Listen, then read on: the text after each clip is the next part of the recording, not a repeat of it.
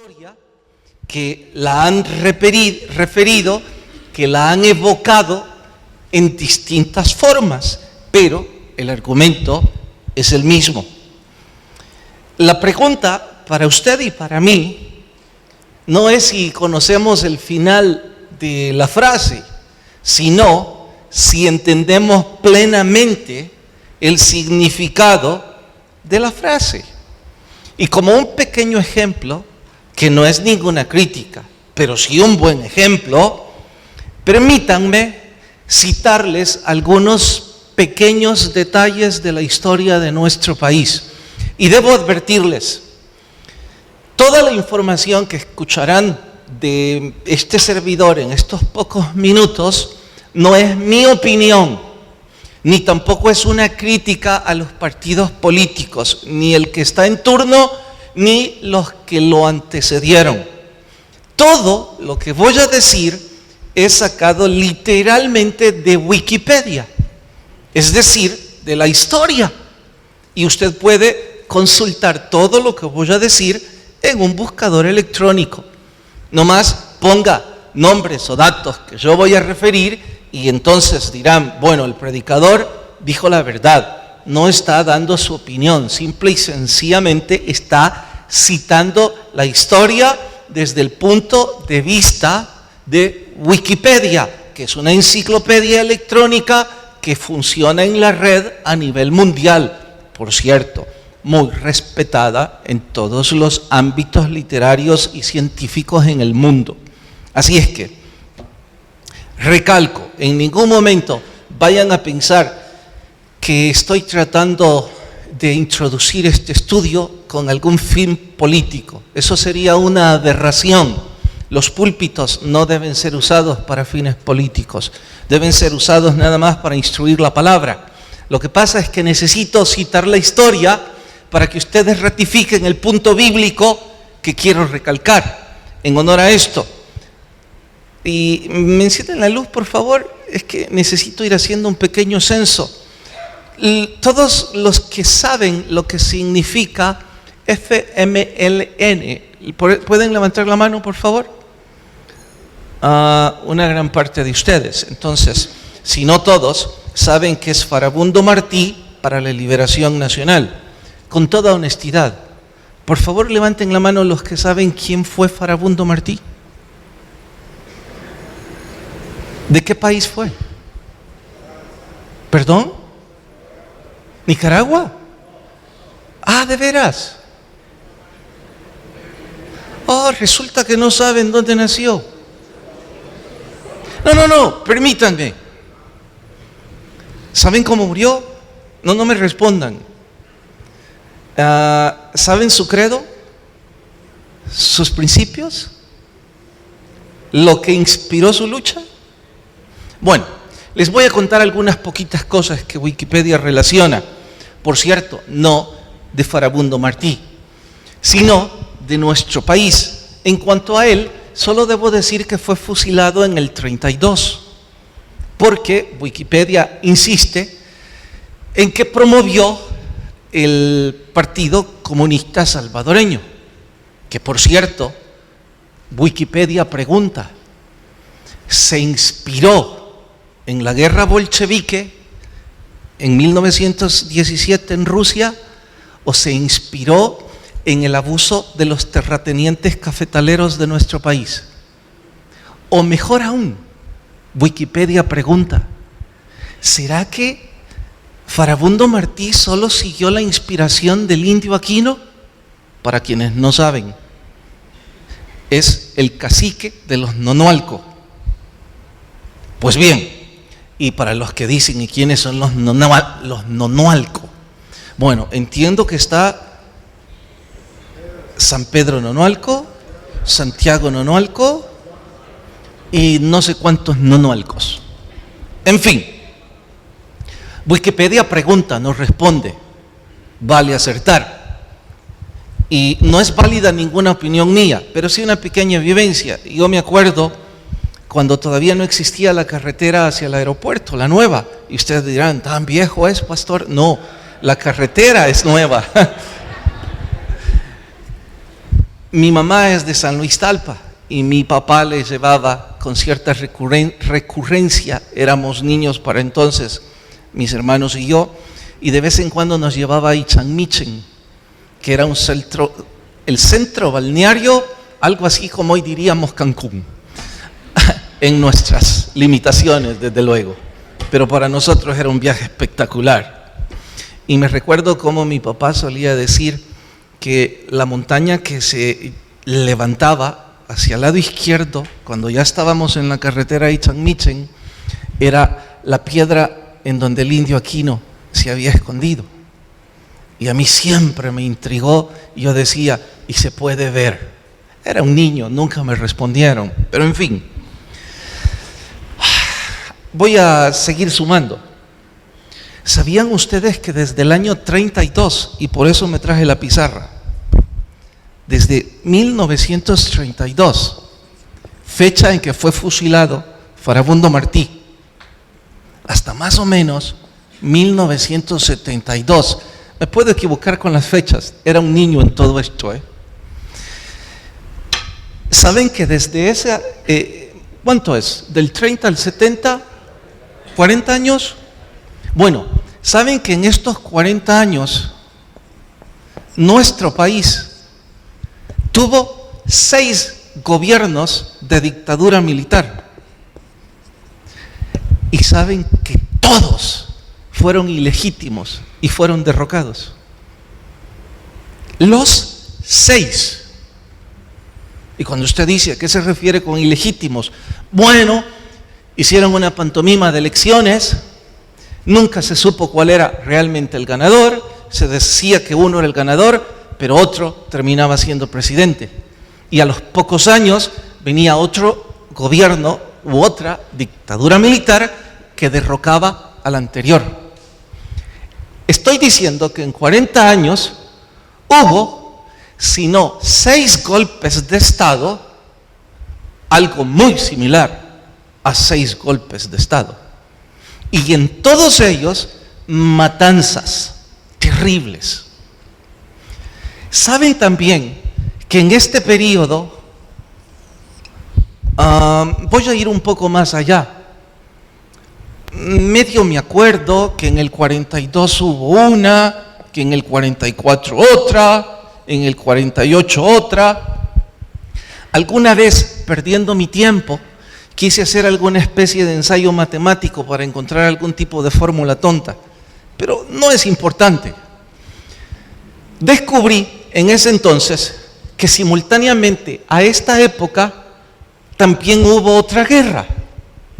Y esa guerra fue en 1969. Oigan, no les estoy hablando de Estados Unidos ni de Sudamérica, les estoy hablando de este pequeñito país llamado El Salvador. Saben que en 1969 también hubo una guerra con Honduras, la mal llamada la guerra del fútbol o de las 100 horas. Digo mal llamada porque Wikipedia ratifica lo que otros libros citan. He leído otras cosas, pero no les voy a dar mérito a los otros libros, solo a Wikipedia, para mostrar respeto a la historia y a cualquier simpatía política.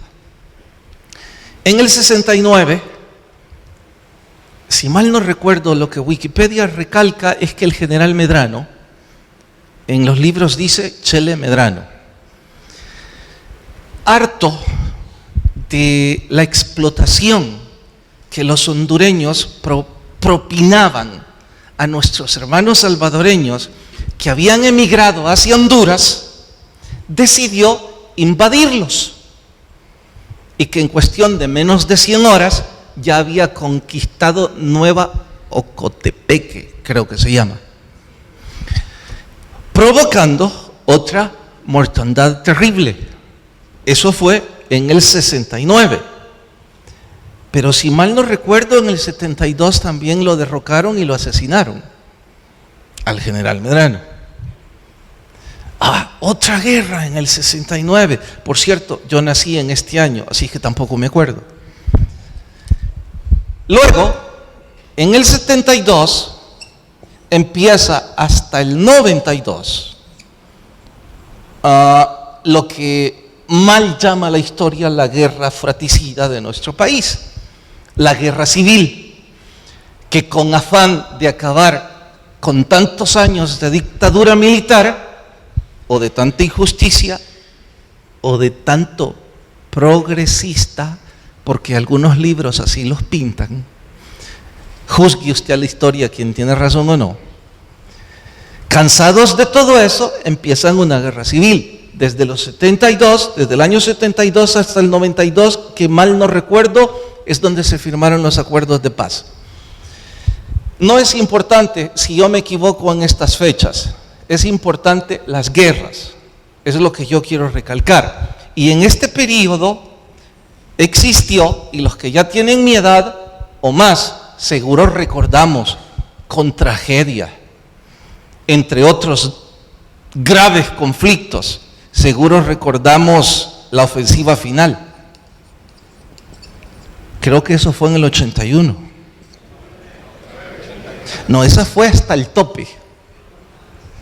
La del 89 fue la que llamaron hasta el tope.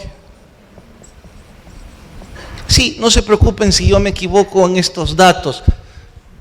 Wikipedia pudo cometer errores en cuanto a los nombres de esas batallas, y los que son jóvenes, no crean que yo les estoy hablando de poca sangre derramada en cada una de estas guerras. Les estoy hablando de cosas trágicas. De los datos que me acuerdo, de todo lo que he leído, he olvidado un poco las muertes que sucedieron en las guerras anteriores, pero esta cita que fueron 75,000 muertos y 9,000 desaparecidos, que hasta la fecha de hoy los padres no saben sobre sus hijos, si murieron, vivieron, fueron secuestrados. Esta fue una época en donde hubo secuestros, asesinatos, derrumbamiento de puentes, masacres, asesinatos de campesinos, cosas horrendas. Y los que son abajo de 30 años, yo sé que me han de estar escuchando así como, estos predicadores, ¿cómo se preparan para dormirlo a uno? Yo le animo a que le pregunte a sus padres si esto eran cuentos de televisión, ver las tanquetas en las calles de nuestros vecindarios, ver a nuestros amigos con los que crecimos juntos, acribillados en las aceras y su sangre salpicada al amanecer como que eran perros, y en donde ninguno de nosotros se atrevía a salir a la calle porque íbamos a ser otro perro asesinado sin nombre. Eso es lo que provocó esto. No crean que esto fue menos, solo que creo que en menor cantidad, pero la del 32, de esta sí me acuerdo un poco porque me llamó la atención que los historiadores no se ponen de acuerdo si fueron asesinados 15,000 o 30,000 en esta fecha. Y a esta le presté más atención que a todas estas, porque en nuestra guerra fratricida yo siempre me pregunté, hasta que una vez le pregunté a mi papá, que por qué en el occidente parecía ser que no sufrían lo que sufrían en el oriente. Estoy hablando de que la guerra recrudecía en el oriente del país. No así parecía ser en el occidente. Y él fue precisamente quien me empujó a buscar en los libros de historia, porque fue precisamente en la masacre, así le tilda Wikipedia, no yo, que el general Maximiliano Martínez propinó, mató a esa cantidad de seguidores del PCS, Partido Comunista Salvadoreño, y que barrió con cualquiera deseo de rebelión, y que por eso en el occidente parecía ser a callarse cualquier intento. Bueno, los que estudiamos ingeniería, la universidad nos obliga a andar sacando promedios. No está bien, por supuesto, y menos en un conflicto armado de esta naturaleza, pero uno siempre tiene la necedad de querer descubrir alguna fórmula matemática en datos históricos o de cualesquiera índoles. Así es que se me ocurrió sacar un pequeño dato, sumé las guerras, los golpes de Estado o los intentos de golpes de Estado de todas estas masacres desde el año 32 hasta el año 92. Y sabe que en mis cálculos, y no es importante si son exactos o no, el promedio dice, le puse permanente, wow, hay ve que hacer este 6.6 años. La historia, si fuera matemática, dice que este país se desangra en guerras cada 6.6 años. En los últimos 50 años, más o menos. Y yo me pregunto,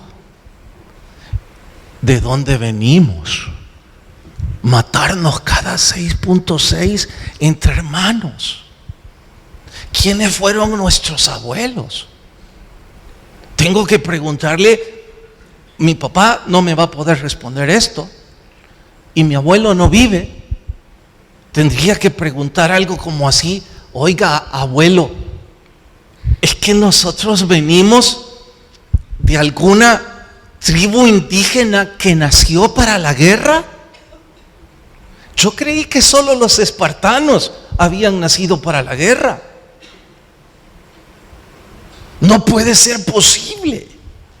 Pero no les estoy diciendo mi opinión, les estoy mostrando la historia. Y sé que todos los que tienen más años que yo están afirmando todo lo que yo estoy diciendo, porque de hecho se han de acordar de algunas de estas guerras.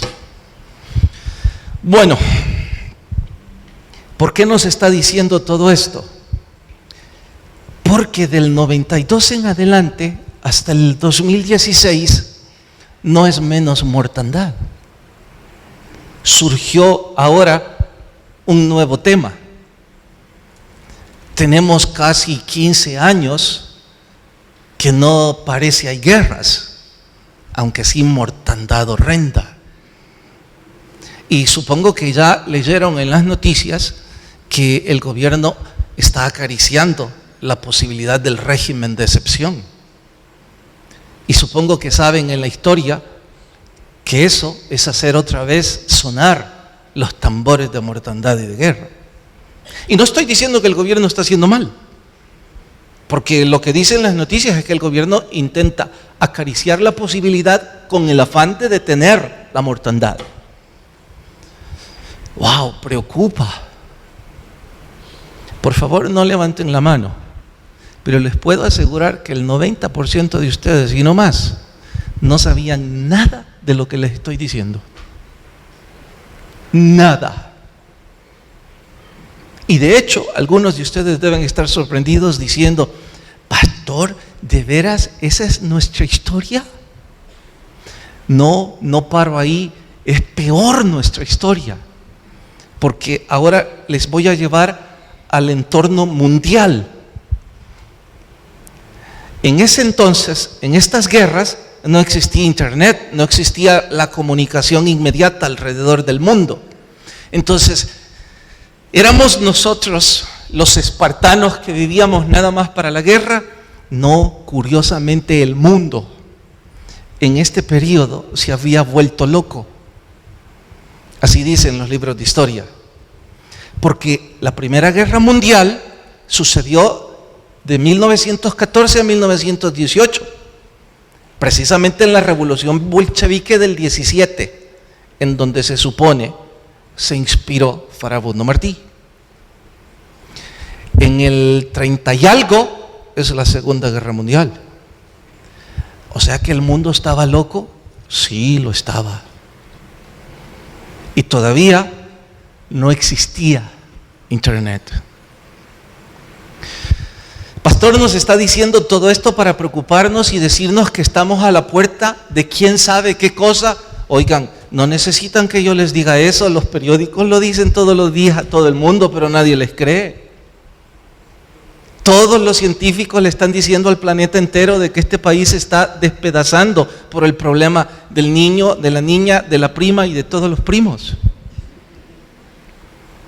Nadie les cree. A nosotros parece no importarnos, los que no somos niños, sino que tienen mi edad. ¿Cuándo tuvimos frío en la víspera de Semana Santa? Nunca, ¿verdad? Bueno, ¿va a hablar de profecía, pastor? No, solo estoy hablando de historia. No he criticado a nadie ni juzgado a nadie. Solo estoy hablando de la historia que Wikipedia recalca para decirles. Repitieron que los que no conocen la historia están condenados a repetirla. Ustedes y yo estamos condenados. No la conocen. Y como no la conocen, no pueden distanciarse de ella. Ay, ¿qué vamos a hacer? ¿Acaso viene esta noche a darnos charlas sobre historia nacional? No, estoy bien lejos de eso. En realidad, ahora les voy a comparar. Permítanme, que si no voy a arruinar esto. Ahora les voy a comparar lo que estaba sucediendo en el pueblo de Nehemías. Nuestro asunto en estudio, el tema bíblico, la historia bíblica. Pero es que quise introducirles con esto para decirles, y con respeto desde luego, sin acusarles, porque quizás los culpables somos los instructores. Si no conocen nuestra propia historia, ¿cómo pueden conocer la historia bíblica?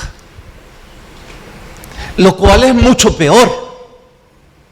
Y aunque parezca redundante, lo recalco, mucho, mucho, mucho peor. Porque en esta historia hay un común denominador: rebelión e injusticia. ¿Cuáles son los términos de la historia bíblica? Ahora se sorprenderán, exactamente los mismos. No, pero antes de ir a la historia de Nehemías, me siento obligado a hablarles un poco de historia respecto a rebelión e injusticia en nuestra propia historia. No, pastor, si nuestro país es nuestra propia historia. Sí, pero parece que no nos importa. Entonces, hablemos de nuestra propia historia. ¿Cuál es el problema entre padres e hijos desde que tenemos memoria y los que ya no somos muy niños? ¿Acaso no ha sido la rebelión de nuestros hijos? ¿Cuál es el problema entre matrimonios desde que tenemos memoria? Así que ¿no es la rebelión de uno u otro? Sí, y siempre nos justificamos entre las injusticias. ¿Cuál ha sido la razón de los problemas sociales o laborales? Injusticia y rebelión. Dejemos en paz todo eso, aunque la familia jamás la debemos dejar en paz. Tomemos la historia de la iglesia misma. ¿Cuál fue el pecado original? Rebelión. La serpiente, Satanás se vistió de serpiente. Fue y le dijo a Eva: con que Dios te ha dicho que no podés disfrutar de todo lo que hay aquí. Ay, qué Dios más injusto. Yo voy a permitirte que disfrutes de todo, pero te tienes que rebelar. Y sigue Israel, la iglesia misma, hasta llegar a nuestra propia historia. Sé que algunos de ustedes deben estar pensando ahora: es curioso. Les llevaré a algo más curioso aún. Muchos de ustedes, creo, han nacido en esta iglesia y su experiencia en la iglesia evangélica no es más que la experiencia de esta iglesia. Y no sé si eso es bueno o es malo, pero ahora tengo el deber de contarles un poco de la historia evangélica de nuestro país. Me puedo equivocar en años, no sé si empezó hace 5 o hace 10 años o hace 15, y la verdad es que a esta altura creo que no me importa. ¿Saben ustedes que la iglesia evangélica nacionalmente fue partida en pedazos por rebelión? Pastor, ¿de qué está hablando? Sí, les cuento que hace algunos años surgió en la iglesia evangélica, en el interior de las iglesias evangélicas, el movimiento de los encuentristas. Una filosofía antibíblica que enredó tanto a las iglesias que las dividió en pedazos. terriblemente por rebelión. De hecho, nuestra iglesia la partió en dos. Bueno, no en dos.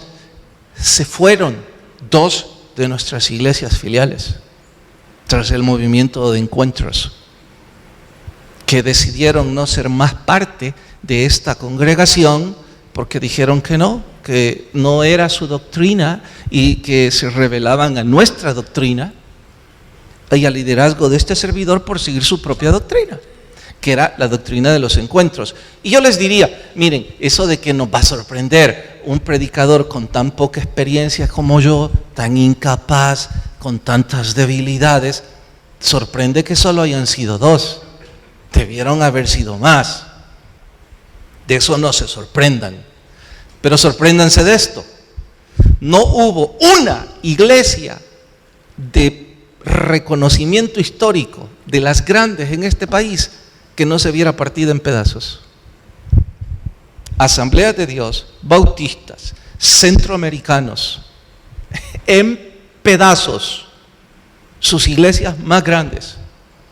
Tanto que por primera vez en la historia escrita en 100 años de la iglesia evangélica en este país, las cabezas de las iglesias más grandes se reunieron y se pusieron de acuerdo. Por primera vez. Porque claro, son iglesias tan grandes que qué sentido tiene que se reúnan porque tienen suficiente trabajo. Esta vez fue necesario. Y sabe que las cabezas dijeron, es necesario que nos pronunciemos oficialmente ante toda la iglesia evangélica y que digamos que estamos en contra de esto. Entonces se paró. Después de que se habían hecho pedazos. Si usted está preguntando, pastor, ¿y cuáles fueron nuestras filiales? No es importante porque yo sigo sintiendo cariño. De hecho, soy amigo de ellos y de uno de ellos muy cercano.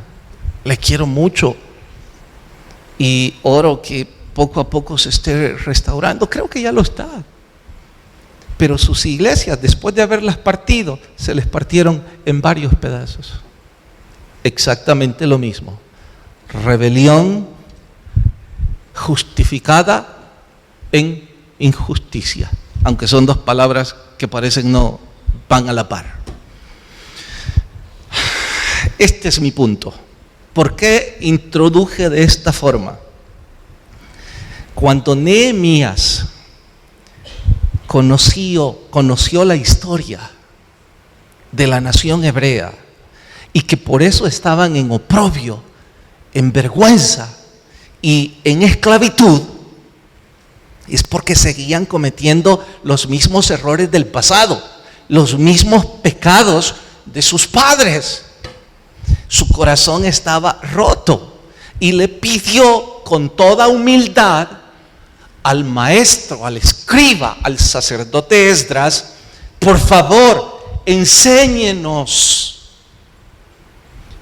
Esdras, siendo ese su llamado, dice, por supuesto que lo haré. Y llama a toda la congregación y les narra la historia hebrea. Ustedes en el capítulo 9, no lo abran ahora, en su momento les diré, ¿qué es lo que hace Esdras?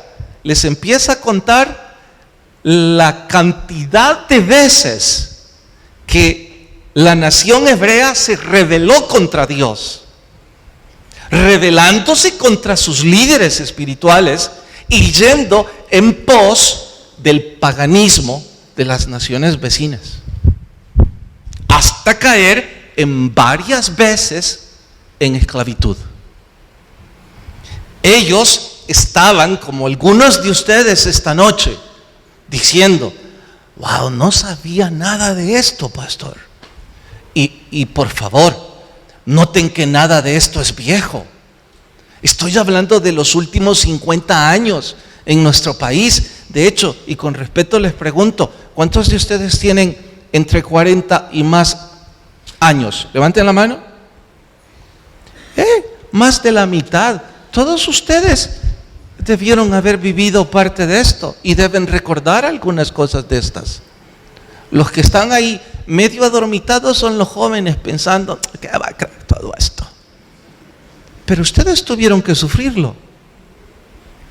De hecho, en la guerra de los últimos, dicen que duró 12 años, pero Wikipedia insiste que es del 72 al 92.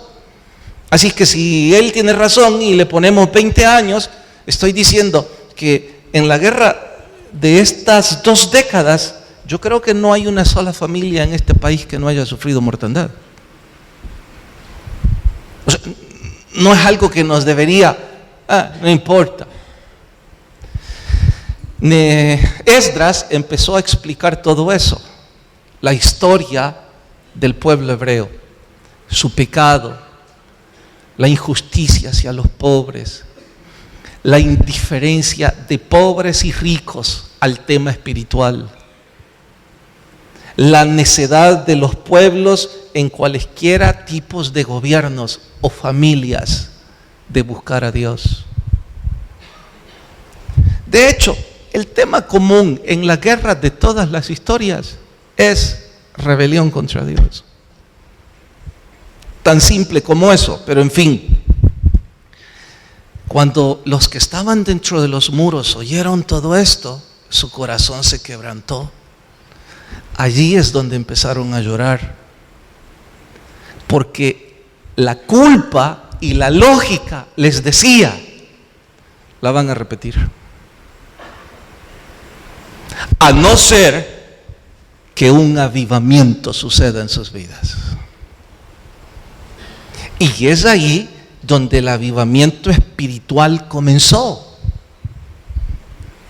Es ahí donde en realidad comienza nuestro estudio de hoy.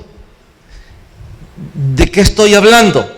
Bueno, si siempre la rebelión y la injusticia fue el asunto que llevó a los pueblos a sufrir, a las familias a partirse en pedazos, a los hijos a rebelarse a sus padres, a las sociedades completas a terminar sufriendo. Si existe la posibilidad de romper esa cadena, saben, algunos religiosos llaman a esto cadenas de maldición. A mí no me gusta usar la frase porque parece así medio mística, o dicho de otra forma, parte del estilo de los que satanizan todo. Por eso casi no la ocupo, pero la frase es correcta. Maldición es aquella maldad que se hereda de generación en generación. Cuando yo les dije, ¿y de quién venimos nosotros? Pues para que nos estemos matando entre hermanos cada 6.6 años. Bueno, esa es una herencia de maldad y de mortandad con cierta periodicidad, que nace en el pecado, pero en realidad es la misma cadena de maldad que estaba gobernando al mundo entero en sus guerras mundiales. Y es exactamente la misma maldad o la misma cadena que estaba dominando a la nación hebrea. Y la única forma de romper toda esa maldición era precisamente con el avivamiento de Dios. Y aquí empieza nuestro estudio de hoy. Porque si usted dice, yo no necesito nada de eso, bueno, siga tal cual va. Es su propia historia. Pero si usted piensa, en realidad yo tengo un legado, mi familia, yo mismo, de encadenarme en distintos pecados, no les estoy juzgando, pero algunos de ustedes ahora mismo están viviendo en cadenas de adulterio. Usted no vive con su esposa o con su esposo, o usted tiene 2 hogares, o sus hijos están viviendo sin papás. Están recibiendo una herencia de maldición, de desgracia, de resquebrajamiento familiar, de violencia, de maldad y de mortandad. Eso no puede ser cambiado con ninguna técnica humana. No les resto méritos si es que algún mérito tuvieran los gobernantes. Solo estoy diciendo que no conseguirán mucho, porque esto va más allá de sus manos. Esta es una guerra en realidad espiritual, en donde la maldad está incrustada en el corazón del hombre. Y la única forma de romper eso es con un avivamiento espiritual. La pregunta entonces sería, ¿cómo lo consigo? Porque ahorita no es importante. Yo solo referí historias o pequeños eslabones de la cadena para que atáramos cabos. Me referí a la historia de la iglesia evangélica para decirles que muy pronto la iglesia nacional, que dejemos la iglesia nacional, la nuestra familia, muy pronto se verá otra vez enredada en algún tipo de eslabón de rebelión, en donde uno o dos dirá lo que quiera e intentará rebelarse y provocará división. Lo mismo está por suceder en su familia. Lo mismo está por suceder en su ministerio. Porque no se trata de los gobiernos, no se trata de un asunto antropológico, se trata de un asunto del alma, en donde mientras el hombre no le rinda su voluntad a Dios, no habrá ningún cambio. Ahora, quiera Dios que ustedes y yo estemos aquí en pos de un cambio espiritual.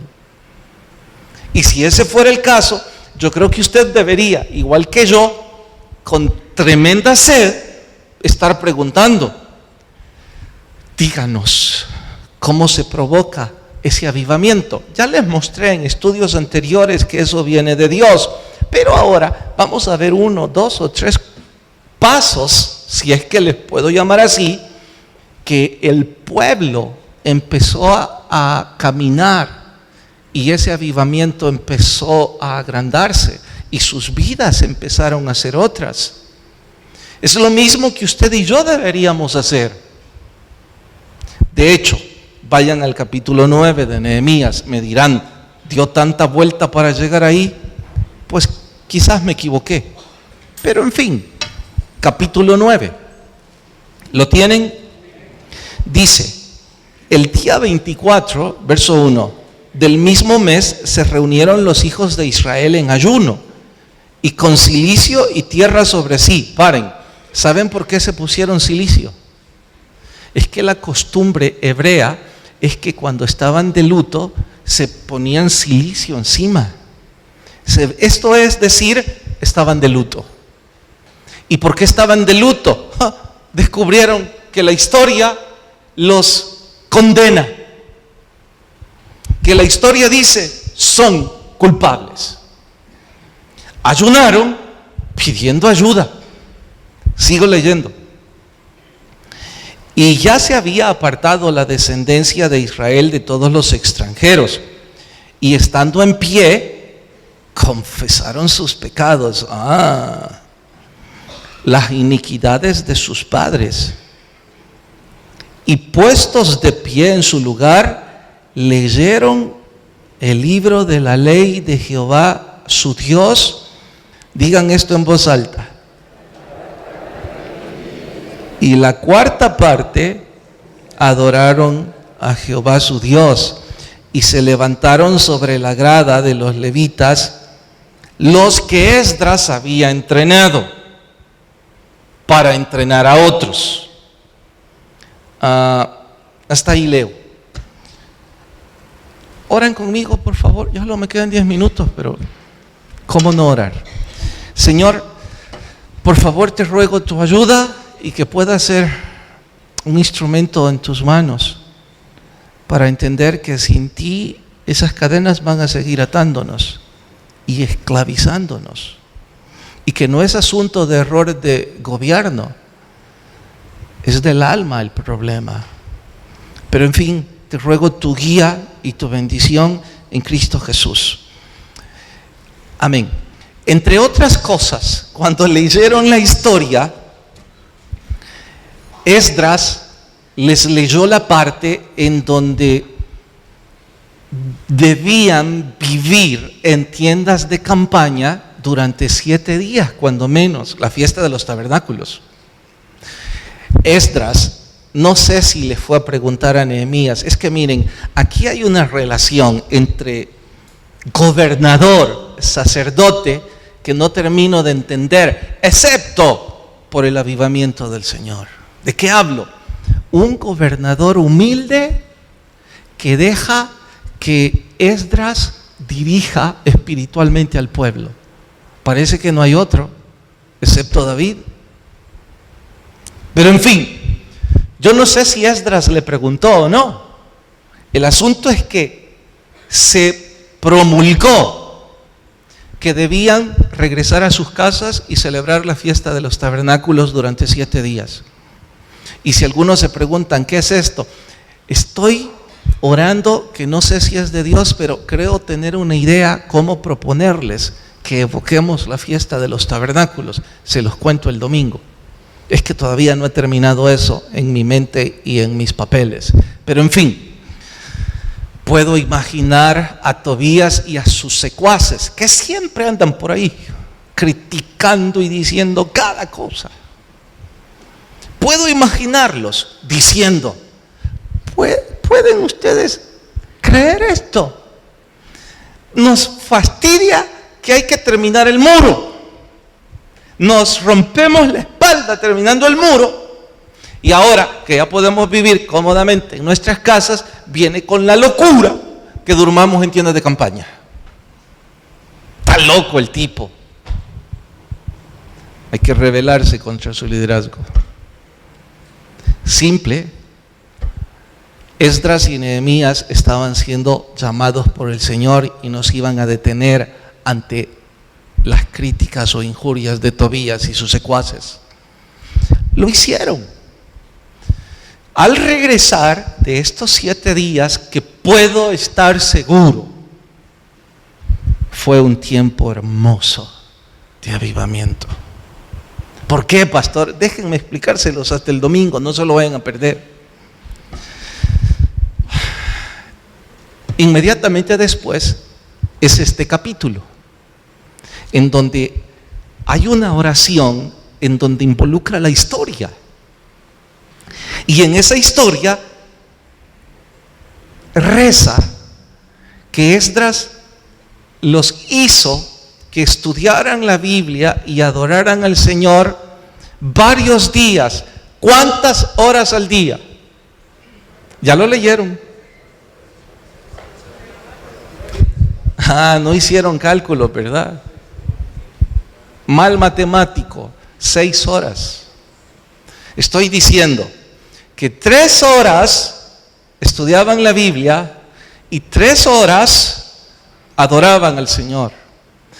¿De dónde sacó el dato matemático? Dice que el cuarto del día, divida 12 horas entre 4, es 3. Y 3 por 2 es 6. 6 horas al día. Este culto dura 80 minutos. Y algunos de ustedes están tan cansados y hartos diciendo, ¿a qué hora termina pues? Y sí, sé que están a punto de decir, pero es que usted no es Nehemías. Tienen razón. De hecho, estaba pensando, y si uno de estos días se me ocurre que sugerirles que vamos a tener un día de conferencias, creo que ya puedo oír a Tobías diciendo, está loco, déjenlo para que no llegue nadie. Tal vez. Creo que la iglesia evangélica se metió en el asunto del café instantáneo, de la Maruchan. No necesita más que 1 minuto para comerse la Maruchan. Y no estoy hablando mal de la Maruchan, a mí me fascina, mis cercanos saben. Pero todos los doctores dicen que me he envenenado con eso. Bueno, no estoy tan mal, ¿sabe? Hay que seguir haciendo números. Estaba pensando, Hay algunos aquí que cuando yo prediqué que no se puede servir en esta iglesia si no se está en 2 cultos a la semana, han montado tremenda queja. ¿Qué dirían si se me ocurre decirles que vamos a hacerla de 6 horas? Creo que conoceríamos entonces los golpes de estado eclesiásticos. Y yo tendría que ir a la cueva del Indio Aquino. O quizás me equivoco y muchos de ustedes me acompañarían en buscar al Señor. Bueno, preguntémosle al futuro. No sabemos aún. Pero estuve sacando datos y dije, bueno, si 2 veces por semana son 90 por 2, son 180 minutos, ya llevamos la mitad de esas 6 horas, suponiendo que fue 6 horas a la semana, aunque era más, pero digamos en el peor de los casos. Y si a eso le sumamos que todos los que tenemos amor por la palabra, le dedicáramos cuando menos 20 minutos o 30 minutos a la lectura de la palabra y a la adoración y a la oración, no estamos tan mal. Podemos empezar a esperar un avivamiento. Por supuesto, los que no hacen eso ni bromeen con esto. Ustedes están totalmente lejanos de la posibilidad. Muy lejos. Uno de mis más grandes referentes al estudiar la Biblia es Warren Wiersbe. Y lo quiero citar. Él da el argumento bíblico, pero yo quiero citarlo porque lejos estoy de quererme robar su frase, especialmente si está equivocada. Pero me gusta. Él tiene una definición diferente de idolatría. Y eso es lo que me sorprendió, porque cada vez que usted me pregunte a mí qué es idolatría, yo le diré lo que los diccionarios comúnmente rezan, es anteponer cualquier cosa a nuestro Dios. Pero él dice que idolatría es la esencia del entretenimiento en pensamientos acerca de Dios que son indignos de Dios. Claro, el tipo hay que leerlo como 5 veces para entenderlo, así que déjeme explicarle lo que él está diciendo. Él dice que idolatría es que la gente se reúne y lleva a cabo todo tipo de actividades religiosas y se entretiene en lo que ellos piensan Dios quiere. Y por eso se rebelan a sus líderes. Porque si son líderes como Esdras o Nehemías que están hablando sobre la historia bíblica, no les place, porque no llena sus caprichos o sus motivos ocultos, que en el caso de Tobías lo sabemos, pero en el caso de su familia o la mía, en el caso de su trabajo o el mío, en el caso de su iglesia, pues no lo sabemos. Pero este es el asunto. Reza más adelante. Entre más conozcamos la Biblia, menos pensamientos indignos tendremos de él. Oigan esto. Entre más estudiamos la Biblia, menos pensamientos indignos tendremos de Dios. ¿Por qué? Porque entonces sabremos lo que Dios espera de nosotros. Pero ¿cómo va a suceder eso con el poco tiempo que usted le dedica a Dios? De allí que sea mucho más fácil enredarse en todo tipo de herejías, en todo tipo de organizaciones, en todo tipo de eventos, llámele cruzada, culto, campaña, ministerios para eclesiásticos, lo que usted quiera, que no giran alrededor del estudio de la palabra. Son indignos de Dios.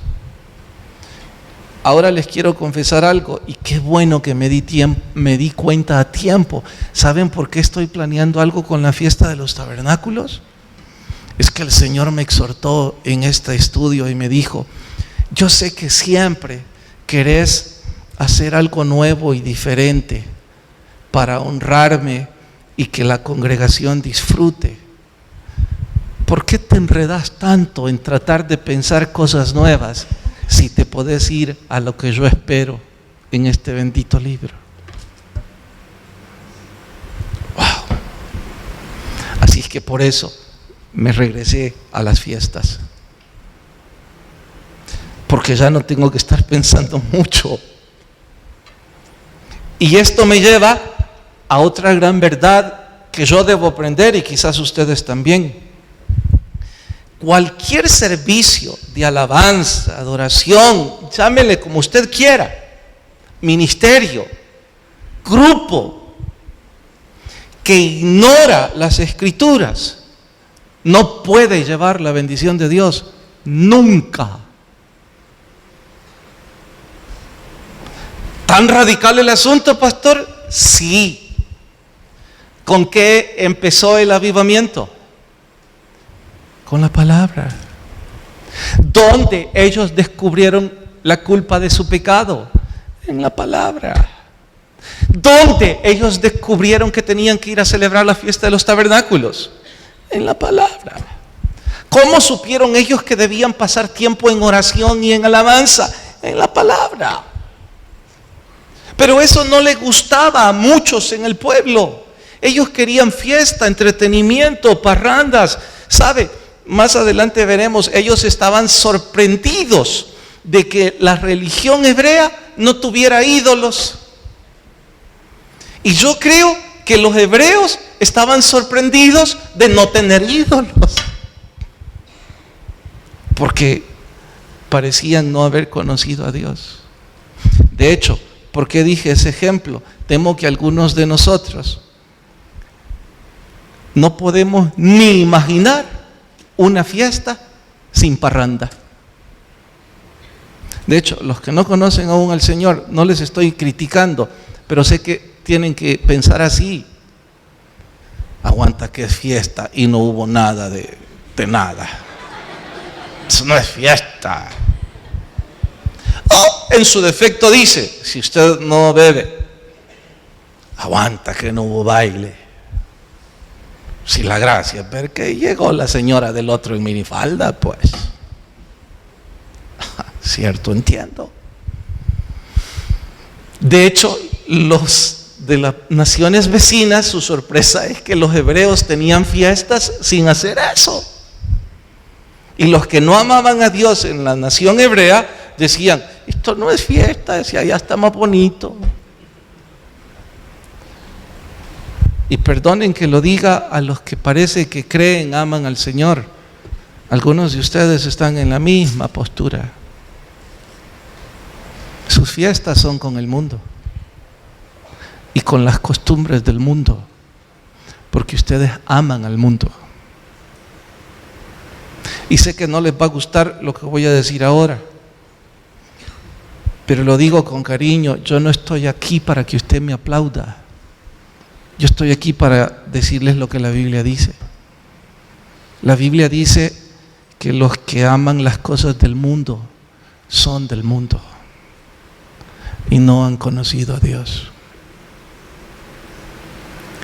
Pero que los que aman a Dios luchan contra las cosas del mundo. No dije que ya no gustan nada de eso. Dije que luchan para ya no repetir las cosas del mundo. Porque estamos hartos de estas cadenas de desgracia. Estamos hartos de familias resquebrajadas, de hijos sin papás, de adulterios, de fornicación, de injusticia, de maldad, de la expresión de muchos salvadoreños siendo niños repudiando a sus padres por las infidelidades y los maltratos que su padre le propinó a su madre. Pero ahora que ellos son papás, es exactamente lo mismo que hacen. Una cadena de maldición. Y no estoy diciendo que lo disfrutan. En realidad creo que no, nadie puede disfrutar la esclavitud. Es una cadena que si nosotros no abrimos nuestro corazón a Jesús, no va a pasar nada. Y no va a empezar hasta que no estudiemos la palabra con amor y con entusiasmo. Inclinen su rostro. Señor, gracias por hablarme, por gritarme a mí. Perdóname tantos pecados.